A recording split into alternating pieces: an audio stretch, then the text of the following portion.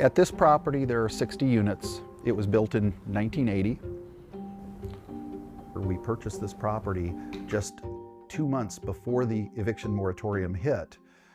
That was 6 years ago now, just about. And none of those investors have seen a single dollar of distribution in that entire time. And it ties directly back into the unintended consequences of the moratorium. It's even harder to run a business when you have no money coming in, but we're still having to pay a mortgage that's backed by Freddie Mac. We're still having to pay insurance. We're still trying to do maintenance. It completely upended our business for an extended period of time. In 2020, the federal government instituted a moratorium that prevented owners of rental properties from evicting tenants if they fell into a certain category from their properties. And this was done in response to the COVID-19 pandemic. The idea was that you didn't want people moving properties, and if they lost their jobs, you didn't want them out on the street.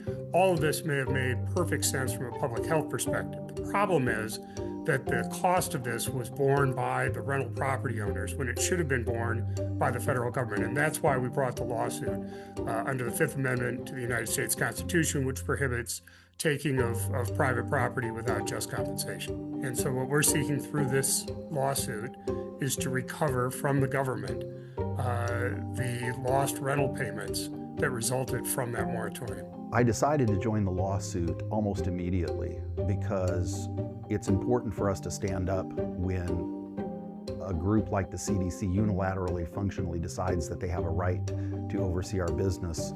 What I hope that we will accomplish, and I think to some extent we already have, is vindication for ourselves. That's nice, that makes you feel good, but what's more important to me is that hopefully my investors will recover some of that money that they should have had coming in over the last 6 years.